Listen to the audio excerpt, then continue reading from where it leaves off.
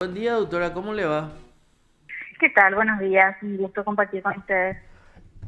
Igualmente, doctora, a ver un poco, ¿qué nos podés comentar de esta adopción post-mortem? 14 largos años de calvario padeció la joven antes de obtener la resolución judicial, más o menos eso entendí. Sí, es así y todavía un poco más complejo. Lo que ocurrió con ella fue que, bueno, cuando tenía aproximadamente un año, poco más de un año, fue separada de su familia biológica, de su madre específicamente, por razones que desconozco, y fue ubicada en guarda en una familia, o sea, terceros no parientes. El sistema de protección la ubica ahí con lo que se llama medida cautelar de protección, pero se olvida de ella. Se olvida y la deja allí. Y digo esto porque es muy importante que el Estado, cuando proteja, también monitoree si eso que dispuso efectivamente está protegiendo. Y además, como todos sabemos, las medidas cautelares son transitorias. Sí.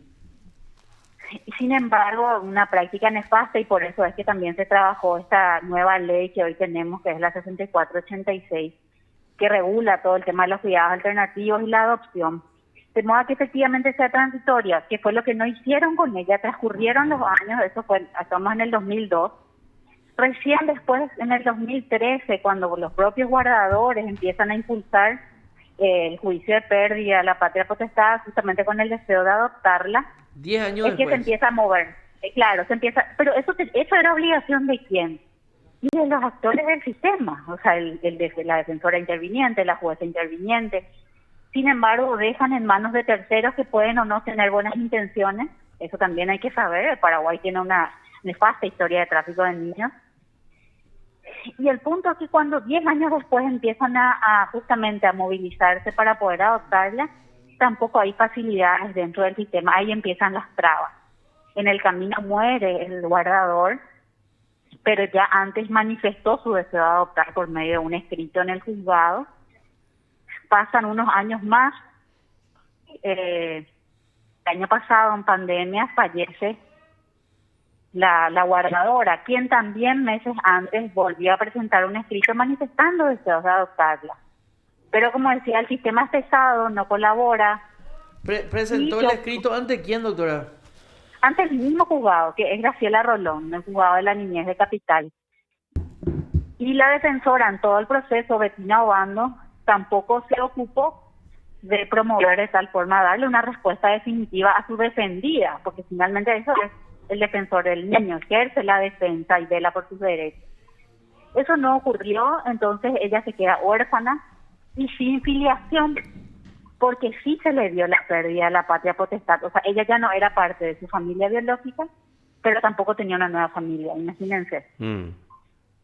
Y ahí es donde le orientan para que llegue hasta mí, y bueno, ahí fue que empezamos este peregrinar, orientándola hacia las instituciones, porque las instituciones son las que tienen que brindar respuesta. Ahí, bueno, tocando puertas en el centro de adopciones, en la propia defensa pública, pidiéndole que ellos le representen para terminar el juicio que debían de haber terminado muchos años, una década antes. Y finalmente fue en este tramo final de estos meses, representada por una defensora civil ante la niñez. Es un caso inédito. Ahora hubo como muchas resistencias de parte de distintos actores diciendo que no era posible porque estaban ya fallecidos. Sin embargo, como vimos, sí se consideró, porque los padres, ya los guardadores en realidad, ya habían manifestado por un lado su interés en el expediente, el interés de adoptarla, y además había que reparar el daño que le causó el Estado, dejándola en una medida cautelar por toda su vida. Y después archivarla, porque eso me olvidé de mencionar. Cuando nosotros en febrero nos pusimos a buscar su expediente, no aparecía por ningún lado. ¿Y dónde estaba? En el archivo. O sea, una medida cautelar archivada, una niña archivada. Pero ella sí existía, solo que sin vínculo, sin familia, sin filiación, imagínense. Sí. Doctora, 14 años estuvo en archivo o como algo así leí. O sea, porque la causa fue archivada, porque en los posteos vi que la menor, o sea, la afectada por este proceso, Dice, incluso me archivaron durante 14 años. En el sentido, por un lado, es simbólico durante esos 14 años en el sentido que no se movilizó, que se la dejó en una medida cautelar, pero se archiva efectivamente el año pasado.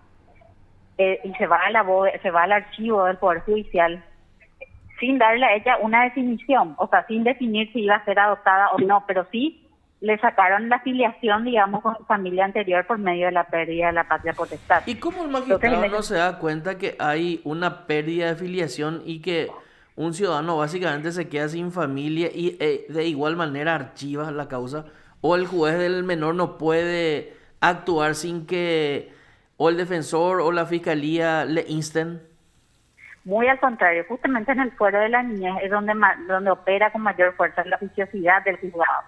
Pero hay que decir que hay responsabilidad compartida también con la defensora de la niñez que estaba interviniendo, porque también era quien debía de impulsar y señalar al juzgado, y el juzgado también de oficio. O sea, hay responsabilidad. De hecho, hay sumarios en curso, tanto en la defensa pública como en una auditoría del expediente por parte del Poder Judicial. Veremos si alguna vez envían efectivamente al jurado enjuiciamiento a estos operadores de justicia que lejos de proteger lo que hacen es tramitar papeles sin enterarse de que están fundiendo la vida de muchos niños. ¿Y quién es el que tiene que remitir eso? ¿La Corte tiene que auditar esto, doctora? Por un lado, la Corte, por medio de esta auditoría, después debería de sus trámites internos sancionatorios o remitir al jurado, y la defensa pública, por su parte, con relación a la defensora de la niña.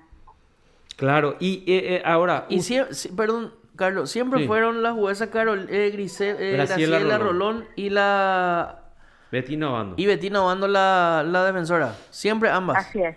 En todo el Así es. proceso. Así es. Yeah.